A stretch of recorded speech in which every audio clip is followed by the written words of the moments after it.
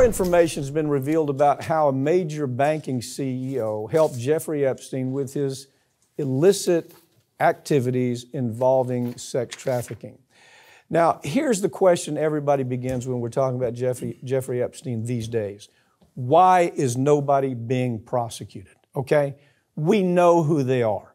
The names are out there. Why is the Justice Department not going after these people? So all of a sudden, we've got Jess Staley. You got Jess Staley with J.P. Morgan, and Jess Staley has this love affair with Epstein. It's just it's man love, the only way I can describe it. But these emails are coming out. We're seeing what that relationship was with Staley. Clearly understands what's going on, and he's part of it, according to the complaint. Now, that's what's been alleged in the complaint. Yeah, and I mean, the emails are pretty explicit, some of them, talking about, they're referring to these young girls. Staley had Disney princess names that he would call them. That was kind of their code for which girls, again, allegedly, he would want. It's always about alcohol with him. Even Jeffrey Epstein says that. Staley's out there saying, oh, you're my best, you're my only friend. I don't know where I'd be without you. But then, of course, you have the real sinister stuff happening behind, well, I can't even say real sinister. It's all sinister. But as the CEO of J.P. Morgan, you've got J.P. Morgan workers in the bank that have raised a ton of red flags about the people who are supposed to. They're looking at transactions. They're going to say, wait a second. What is this? What is this all about? It looks like we've got millions coming in from human trafficking here for this Epstein account. Staley, what do we do? And he basically says, you don't worry about that. Yeah. These are not red flags. Everything is cool. Everything is good. So he essentially kills these internal investigations based on these allegations, and that's because he's, down there enjoying himself at the private island. Somebody at J.P. Morgan was doing their job, okay? And they started seeing these transactions. I think in the end, the complaint says there was $1 million exchanged for these Disney princesses, and somewhere in those exchanges, somebody who does their job says, wait a second, this does not pass the smell test. Let's do a little longer. So the Attorney General, and I love this. I love the courage of this Attorney General. The Attorney General of U.S. Virgin Islands, he says, we think J.P. Morgan has propped Epstein up. That's what the complaint is. That none of this could have happened, or it couldn't have happened this extensively without J.P. Morgan. Whether he proves his case, I don't know, but I'll tell you what, the complaint that they filed is pretty darn damaging, and so we'll see where it goes. But these emails, I don't know how they just go away. Yeah, and you're right, though, too. We need answers because we know so many of these people that were involved with Epstein one way or another.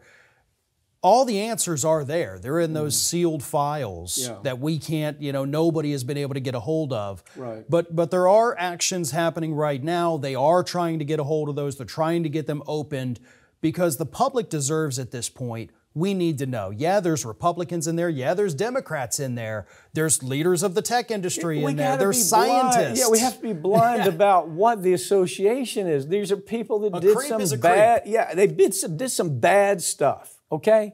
Why can't we just say they did some bad stuff? It's just like when we do a show on this program and we talk about a Democrat that's done some bad stuff. You have the Democrat meatheads coming at you and say, oh, how dare you do that?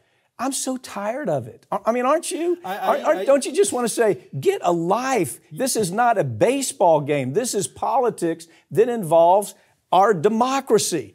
This is the same analysis. You know, I used to get people that would get mad at me because I was skeptical of Michael Avenatti before he got hit with any criminal charges. Yeah, before he started serving time. I was very skeptical and not quite nice to him. And people said, look, he's doing great stuff. What are you doing? And it's like, well, I'm a free man and he's not now. So I'm going to go ahead and say I was right about that. What is that? Tell me what that is. We always are asking the question, what is it that causes somebody to be so incapable of just logical analysis to where if they think everything is a football game or a baseball game, they don't understand.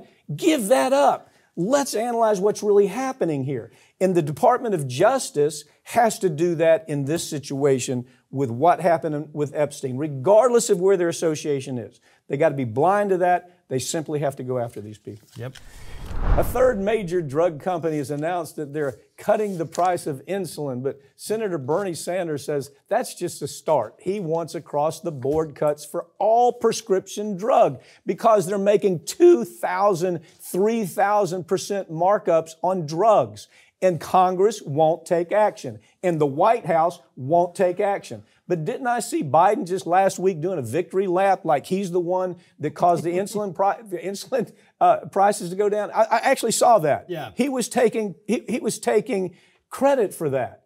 And tell the story. Tell how it actually happened. Bernie Sanders has obviously he's been on top of this issue for years. In the 2020 campaign, he traveled with a group of American diabetics to Canada so they could buy their insulin. So he's literally been on the front lines on this, and he had threatened, okay, Sanofi, all you other drug makers, I'm going to haul your butts into the Senate, and you're going to sit here and you're going to explain to Americans why we're paying these 2,000% markups and the rest of the world is paying 100% markup. Yeah. And so they said, okay, we'll lower the prices. We don't want to have to do this. We want everything to be cool. But that was Bernie that did that. Yeah. Bernie made the threats, he was the only and they one reacted. Congress talking about it. He was the only one that came forward and said this is wrong. Now he's saying we need to do it with all the pharmaceutical companies on all the pharmaceuticals.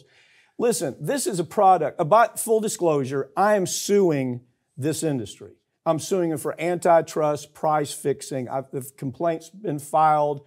We're filing those complaints all over the country. The fact that they're lowering it now has no effect on the lawsuit. They've made so many billions of dollars stealing money from the American public.